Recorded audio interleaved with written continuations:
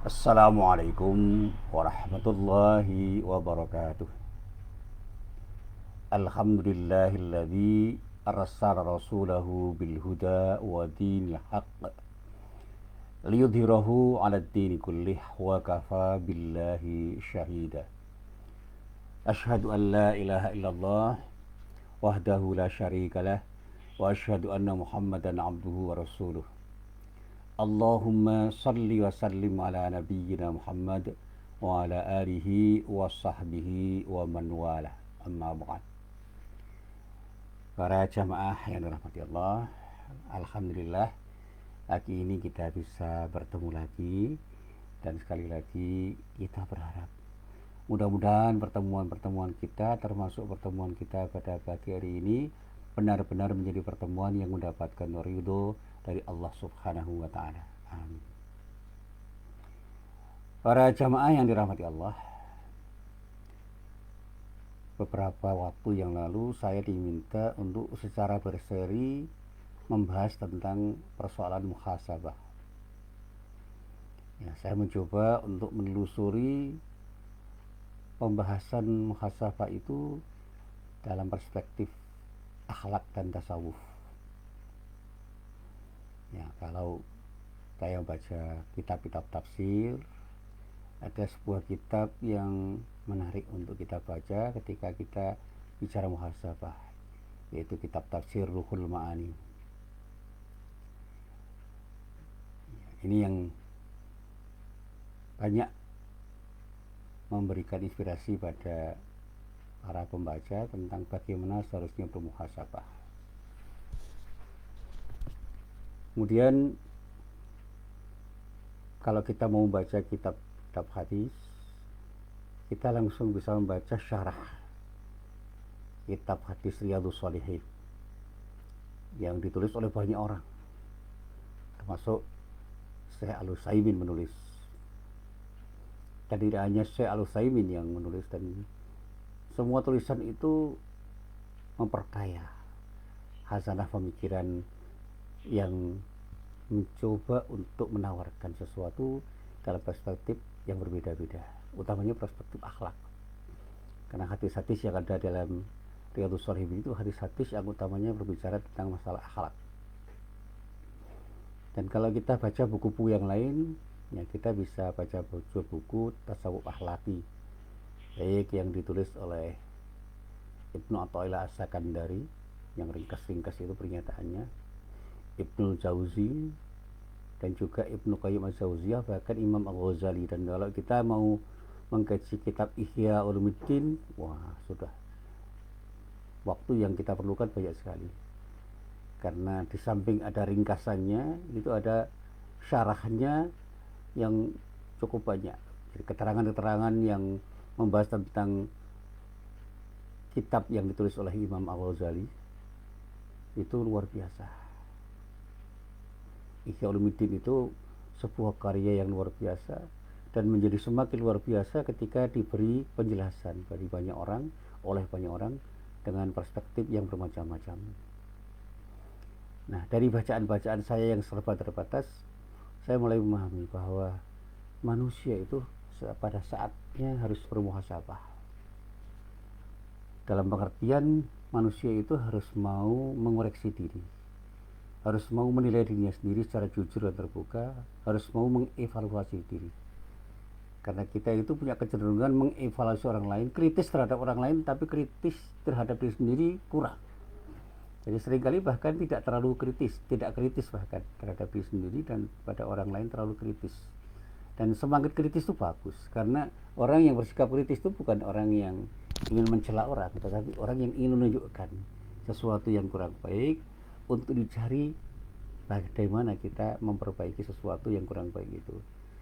Jadi sebaiknya orang mengkritik itu juga memberi solusi. Tetapi tidak semuanya orang mengkritik itu harus memberi solusi, tetapi dengan menunjukkan kelemahan, ketidakbaikan, kekurangan orang dengan santun, dengan maksud untuk memperbaiki sesuatu, itu boleh saja. Termasuk self kritik, kritik terhadap diri, itu sangat penting. Dan saya seringkali merenung untuk menilai diri saya sendiri, sampai pada batas tertentu saya itu tertawa dan tersenyum, dan pada batas tertentu saya menangis. Kenapa sebegitu buruk diri saya? Kenapa banyak kekurangan diri saya yang tidak perlu saya katakan kepada orang, yang kemudian harus saya tambah dengan sesuatu untuk bisa membuat saya bisa memperbaiki kesalahan-kesalahan saya. Bahkan saya ingat di masa kecil saya masih ingat ketika saya sekolah di Taman Kanak-kanak Bustanul Atfal Aisyah di Kampung Kauman. Saya betul-betul mengalami proses di mana saya itu banyak mengalami stagnasi, kemandekan pada waktu itu. Karena apa? Saya merasa tidak berkembang di situ. Dan saya tidak menyalahkan orang. Saya justru menyalahkan diri saya sendiri. Kenapa saya pada waktu itu tidak termotivasi untuk berkembang? Padahal guru-guru saya, guru TK saya itu memotivasi diri saya untuk berkembang. Orang tua saya, kakek saya, nenek saya memotivasi saya untuk berkembang. Pada saat saya masih SD, saya juga tidak terlalu serius untuk sekolah. Pokoknya saya sekolah itu untuk ceria, untuk mencari kebahagiaan. Jadi kalau bahasa Jawanya sing penting seneng. Dan ketika saya itu dimotivasi untuk masuk Madrasah Mu'allimin Muhammadiyah, saya juga ingin mencari sesuatu yang menyenangkan. Sehingga saya tidak terlalu serius belajar di Mu'allimin itu. Tetapi saya banyak mendapatkan sesuatu yang luar biasa di Mu'allimin itu, dari guru-guru saya, para karyawan, teman-teman saya, dan bahkan Pak Pun dan Mbok Pun. Jadi orang yang mengurusi Mu'allimin, mengurusi kebersihan itu namanya Pak Man dan Bu Man, itu Pak Pun dan Mbok Pun yang sangat akrab dengan diri saya. Bahkan anak-anaknya sangat akrab dengan diri saya, karena anaknya yang pertama itu adalah adik kelas saya di Madrasah Mu'allimin Muhammadiyah Yogyakarta. Dan ketika saya masuk IAIN, saya juga tidak terlalu serius belajar, karena saya tidak fokus untuk belajar pada sesuatu yang harus saya pelajari lebih fokus. Sehingga konsentrasi saya untuk belajar itu terpecah-pecah.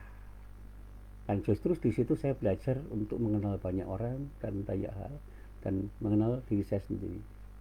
Ketika saya lulus dari IAIN, kemudian saya menjadi karyawan PP Muhammadiyah Mas Distrik Tilitbang untuk membantu Pak Jasman Al-Kindi dan Pak Rusli Karim serta Pak Sri Satoto.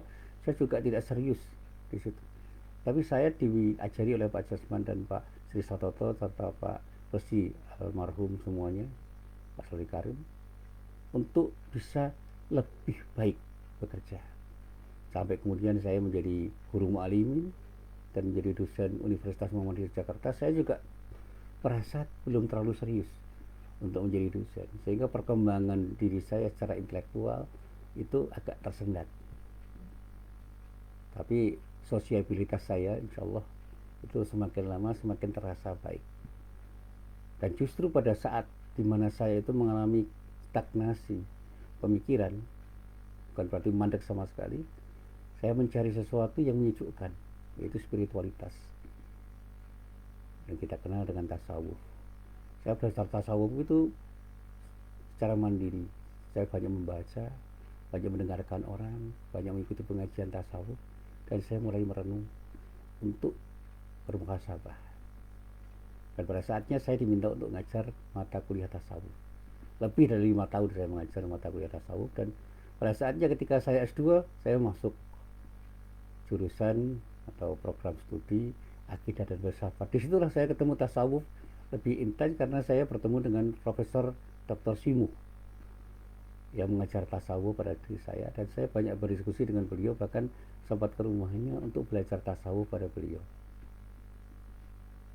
Disitulah saya mulai memahami arti penting spiritualitas, dan bagaimana saya membangun kematangan spiritual itu dengan sungguh-sungguh. Dan saya mulai tahu siapa diri saya dan kelemahan-kelemahan diri saya. Sehingga yang seperti saya ceritakan tadi, saya kadang-kadang tertawa, tersenyum, dan menangis. Ya, merenungi apa yang ada pada diri saya, dan kemudian saya mulai mengatakan pada diri saya sendiri, yuk berubah ke arah yang lebih baik, dan katakan bahwa Anda bisa. Dan cuma ada 2 hal yang harus saya punyai untuk berubah, mau dan berani. Mau berubah sekarang juga, dan punya keberanian dengan risiko apapun ketika saya harus berubah. Jadi kalau di KPK dan belum KPK itu ada jargon yang berubah.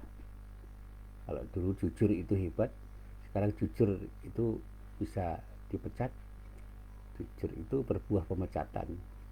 Kalau dulu jujur itu dianggap hebat karena orang KPK harus jujur.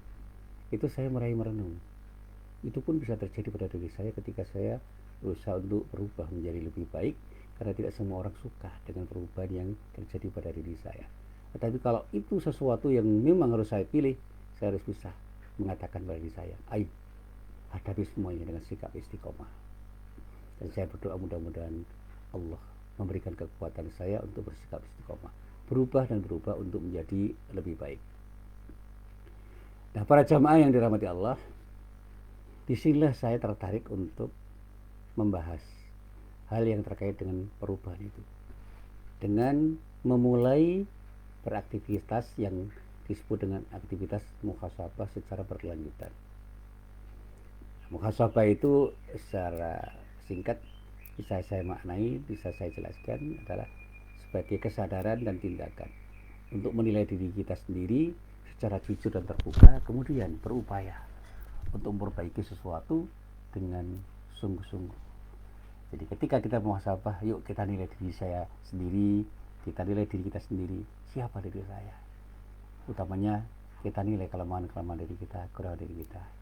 Di samping kelebihan-kelebihan diri kita juga kita kenali diri kita dengan sebaik-baiknya. Dan pada saat kita kenal diri kita dengan baik dan benar karena kita jujur dan terbuka untuk mengenali diri kita, insya Allah kita akan tergerak untuk memperbaiki diri, dan insya Allah dengan muhasabah yang baik kita akan bisa menjadi lebih baik dari waktu ke waktu. Dan caranya ada dua hal. Yang pertama saya katakan taubat, yang kedua istighfar. Taubat yang benar, istighfar yang benar. Dan ini pernah saya tulis apa yang namanya taubat nasuha dan bagaimana beristighfar secara total. Ini persoalan hati. Kalau hati kita itu tahu bahwa kita pernah berbuat sesuatu yang tidak baik, kita akan tergerak untuk memperbaiki. Dan kita mohon ampun kepada Allah dengan harapan mudah-mudahan Allah menghapus semua dosa-dosa kita dan menganggap kita tidak bersalah padahal kita pernah bersalah. Allah menutupi semua kesalahan kita dengan maghfirah kita. Itu harapan kita. Nah, para jamaah yang dirahmati Allah, saya ingin bercerita tentang sesuatu yang saya kutip dari kitab tafsir Al-Qurtubi. Jadi dikisahkan di dalam kitab tafsir Al-Qurtubi bahwa suatu saat ada orang yang mengadu kepada Hasan Al-Basri, seorang ulama besar. Tentang apa? Tentang lamanya paceklik. Ya, paceklik itu istilah orang Jawa itu dalam bahasa saya itu krisis, utamanya krisis yang terkait dengan kepentingan-kepentingan sandang pangan, papan. Jadi krisis ekonomi itu disebut paceklik juga. Ada krisis ekonomi. Nah, ketika dikeluhkan kepada Hasan Al-Basri, apa jawab beliau? Beliau pun berkata, beristighfarlah kepada Allah. Beristighfarlah kepada Allah. Kemudian satu saat datang lagi orang yang mengadu tentang hal yang lain, tentang kemiskinan yang menimpa dirinya. Ini juga persoalan ekonomi sebenarnya, tapi menimpa diri seseorang. Ternyata beliau pun punya solusi yang sama pada orang itu, beristighfarlah kepada Allah. Dan yang terakhir ada orang yang meminta agar didoakan agar dia punya anak. Diceritakan ada seseorang minta didoakan, ya Syekh itu istilahnya guru, doakan saya agar saya punya anak. Ternyata Hasan Al-Basri juga punya solusi yang sama, beristighfarlah kepada Allah. Sehingga Rabi bin Sabih, salah satu murid beliau yang kebetulan hadir pada saat itu, bertanya pada gurunya Hasan Al-Basri, ya Syekh, kenapa engkau menyuruh mereka semua untuk beristighfar padahal mereka punya masalah yang berbeda-beda? Mendengar komentar dari muridnya itu, Hasan Al-Basri pun menjawab, aku tidak mengatakan hal itu dari diriku sendiri. Jadi kalau adalah bahasa anak muda, saya tidak ngawur. Itu bukan sesuatu yang tumbuh muncul dari diri saya sendiri, itu bukan gagasanku sendiri. Namun sungguh Allah telah berfirman dalam surat Nuh. Maka dengan tersenyum beliau mengatakan, jawabanku itu bukan atas kemauanku sendiri tetapi firman Allah. Lalu Hasan Basri membacakan rangkaian ayat yang terdapat di dalam surat Nuh mulai ayat 10 sampai ayat 13. A'udzubillahi minasyaitonirrajim. Fakultus taghfiru rabbakum. Jadi kata-katanya itu indah. Fakultus taghfiru rabbakum. Innahu kana ghaffara. Saya pernah mendengar bacaan imam seperti menyadarkan saya. Ya, dia membaca ketika sudah membaca Al-Fatihah. Tiba-tiba dia membaca Fakultus taghfiru rabbakum. Fakultus taghfiru rabbakum, kemudian berhenti sebentar. Innahu kana ghaffara. Innahu kana ghaffara. Nah, bacaan itu saya renungkan betul itu. Maka aku katakan kepada mereka, mohonlah ampun kepada Tuhanmu. Yursilis sama alaikum midarara. Dikatakan dalam bahasa yang sederhana, setelah Allah mengatakan sesungguhnya Dia adalah Maha Pengampun, niscaya Dia akan mengirimkan hujan kepadamu dengan lebat. Wa yumtitkum bi amwali wa banina wa yaj'al lakum jannati wa yaj'al lakum anhara. Dan memperbanyak harta dan anak-anakmu, dan bahkan mengadakan untukmu kebun-kebun dan mengadakan pula di dalamnya untukmu sungai-sungai. Malakum la tarjuna lillahi waqara. Mengapa kamu tidak percaya akan kebesaran Allah? Jadi ketika ada masalah yang menimpa diri kita, solusinya itu satu, istighfar. Istighfar inilah solusi atas semua persoalan. Nah, persoalannya begini, apakah istighfar itu hanya sekedar mengucap astagfirullah?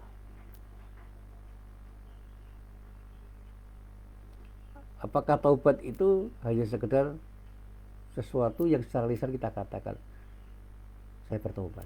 Tidak, ini persoalan hati. Orang yang beristighfar dan bertaubat itu adalah orang yang punya kesadaran total, secara penuh, bahwa dia itu betul-betul hanya ingin mohon kepada Allah ampunan dari Allah karena banyak dosa-dosa yang mereka lakukan. Mereka telah melakukan perbuatan-perbuatan yang salah.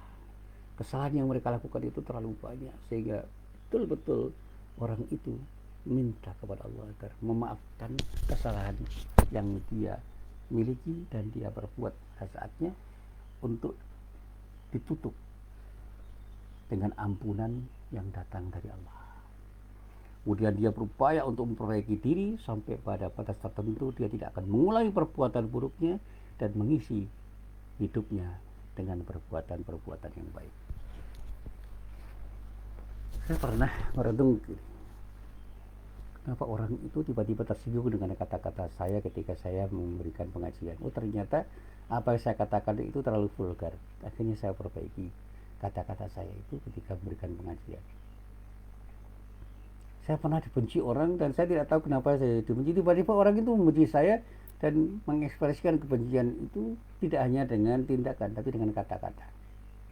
Saya renungkan kenapa seperti itu. Ternyata dia punya persepsi yang buruk terhadap diri saya karena saya tampil dengan tampilan yang menurut mereka, menurut dia itu merupakan sesuatu yang menyebalkan.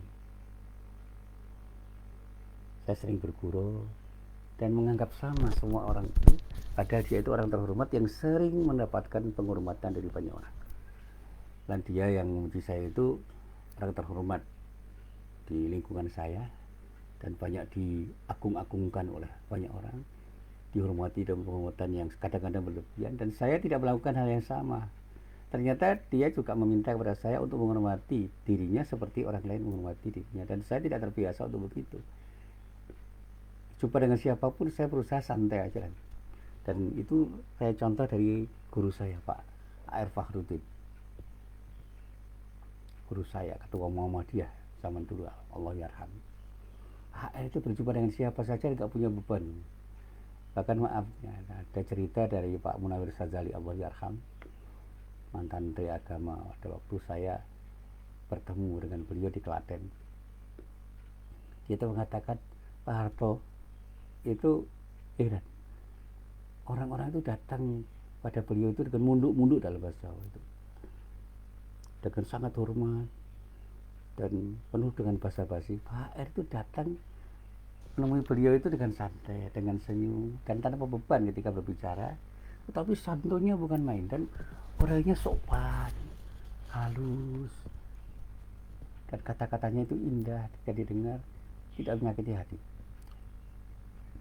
Tapi ketika saya minta dia itu mengatakan sesuatu yang tidak baik tentang keadaan di seputar dirinya dan seputar kita, itu dia mengatakan dengan bahasa yang santun, mengatakan, ya memang banyak hal yang perlu kita perbaiki, tetapi itu harus menjadi kesadaran kita bersama untuk memperbaiki.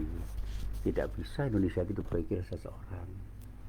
Semua orang harus punya kesadaran untuk memperbaiki, dan jangan sampai ada orang yang merecoki. Itu bahasanya Pak Munawir Sazali. Mungkin Pak R tidak mengatakan persis seperti itu. Artinya Pak, kritik terhadap Pak Harto itu disampaikan dengan santun, tanpa ada keinginan apapun, dan Pak Harto paham Pak R tidak sedang mencela dirinya, tetapi sedang mengingatkan dirinya. Dan Pak Harto menghormati Pak R. Fakhrudin, sehingga dia katakan pada Munawir, kalau kita mau percaya sama seseorang, contohlah Pak R. Fakhrudin, ketua Muhammadiyah, itu orang yang layak dipercaya. Dia orang jujur, apa adanya, bersahaja, dan sulit mencari orang seperti dia.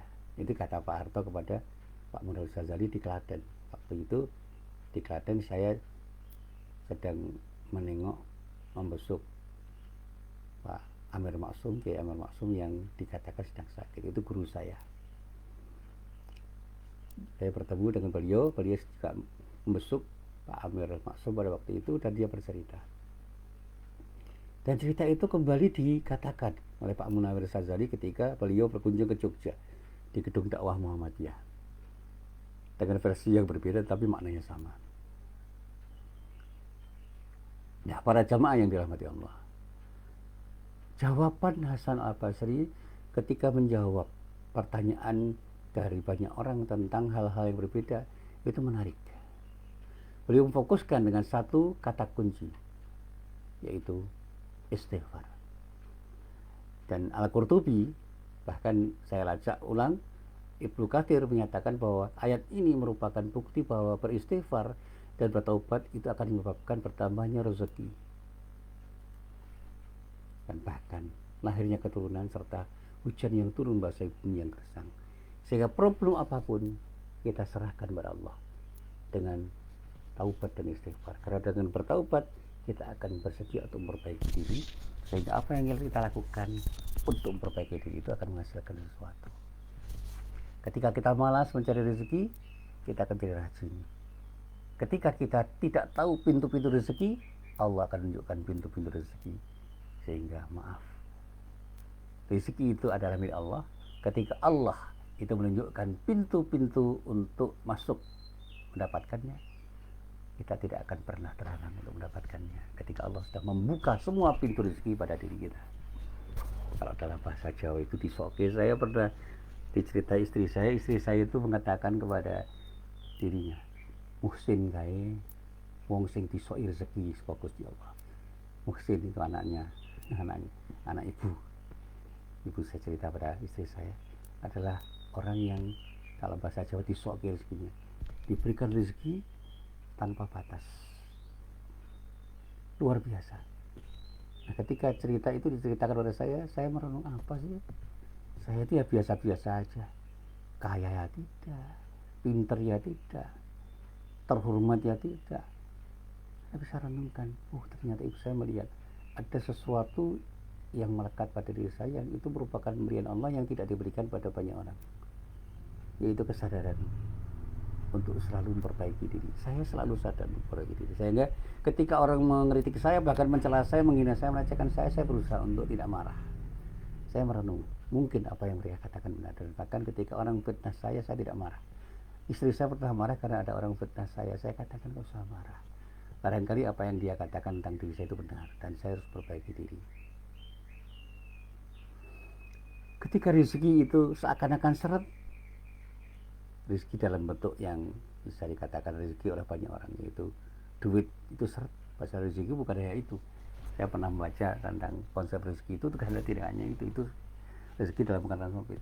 Saya katakan itu bukan sesuatu yang harus kita sesali, karena Allah tahu yang terbaik untuk diri kita. Mungkin saat ini kita tidak sedang diberi kesempatan Allah untuk mendapatkan uang yang banyak. Terima saja. Yang penting jangan pernah berhenti berikhtiar, jangan pernah berhenti berdoa, dan serahkan semuanya kepada Allah. Atau barangkali kita ini banyak dosa, ayo beristighfar dan segera bertaubat. Ketika ada jamaah saya itu minta didoakan, Pak Muslim tolong doakan saya, mudah-mudahan saya segera punya anak. Saya ingat pesan Hasan al-Basri itu, banyak-banyak beristighfar, mohon ampun kepada Allah, dan segera bertaubat atas apa yang pernah kita lakukan. Barangkali ada sesuatu yang perlu kita perbaiki dari diri kita. Kok begitu Pak Muslim? Ya, ini nasihat ulama besar Hasan al-Basri yang saya baca dari kitab tafsir Al-Qurtubi dan Ibnu Katsir. Oh begitu. Saya tidak tahu ceritanya karena orang itu tidak pernah lagi berjumpa dengan saya, tetapi saya dapat kabar bahwa beliau sekarang sudah punya anak 2. Jadi bapak yang cerita pada saya itu sekarang sudah punya anak 2. Ya mungkin dia amalkan itu, istighfar dan bertaubat itu. Kemudian diperbaiki diri, dan pada saatnya alhamdulillah atas izin Allah dia punya anak. Setelah lebih dari 10 tahun dia menikah. Saya juga tidak kenal dengan istrinya. Mungkin istrinya juga ikut ngaji, tapi saya tidak berusaha kenal. Saya ingin membatasi diri untuk tidak dekat dengan ibu-ibu pengajian. Itu bukan apa-apa, tapi menghindari fitnah saja. Sampai sekarang saya berusaha untuk seperti itu. Dan problem-problem kehidupan yang saya alami itu selalu saya kembalikan pada Allah dengan banyak beristighfar dan bertaubat. Karena saya sadar dengan sesadar-sadarnya bahwa terlalu banyak kekurangan yang saya miliki dan terlalu banyak kesalahan yang pernah saya berbuat, kapanpun dan dimanapun saya berada. Nah, para jamaah yang dirahmati Allah, saya juga pernah membaca apa yang ditulis oleh Buya Hamka dalam kitab tafsirnya Al-Azhar, yang ketika beliau memberi komentar tentang ayat yang terdapat dalam surat Nuh ayat 10-13 itu, beliau menyatakan bahwa ampunan Allah itu adalah cahaya hidup. Jika Allah memberi ampunan, semua pekerjaan menjadi mudah, dada pun menjadi lapang, dan hidup akan menjadi terang benderang. Lalu bagaimana dengan diri kita? Apakah kita sudah beristighfar atau malah banyak mengeluh dengan problem kehidupan yang kita hadapi? Ini Buya Hamka mengatakan seperti itu. Jadi kalau kita punya masalah, segera beristighfar, jangan mengeluh. Karena keluhan-keluhan itu justru akan membebani kita.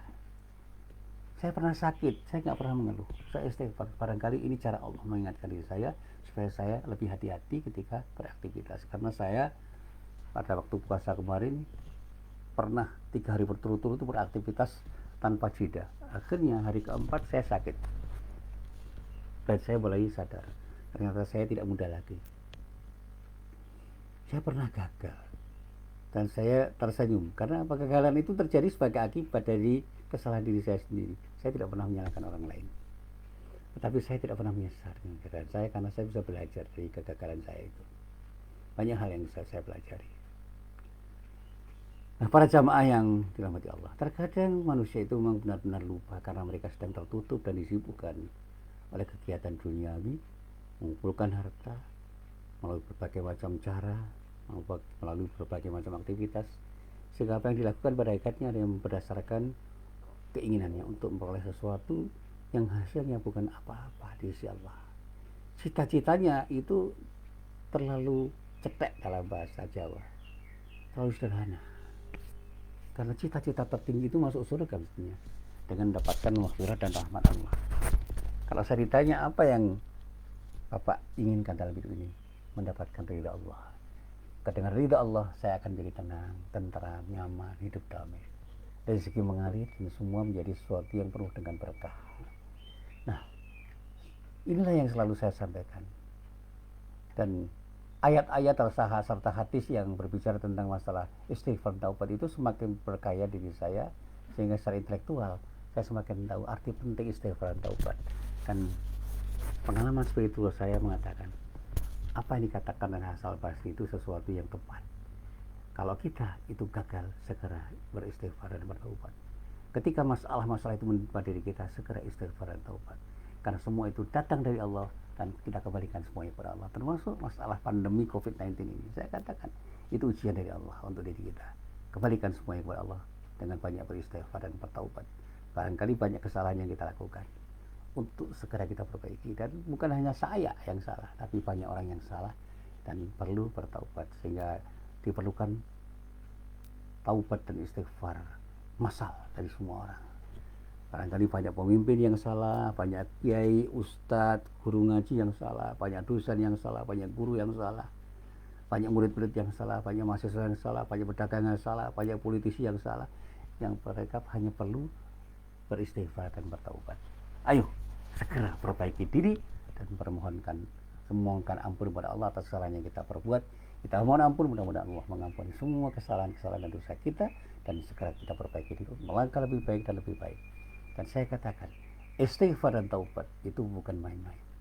Selain kita mohon ampun kepada Allah, kita mencoba untuk memperbaiki diri dengan radikal, dalam arti yang positif, dengan seakar-akarnya, dengan serius, dengan sungguh-sungguh, dengan kekuatan yang prima dari hati yang kokoh.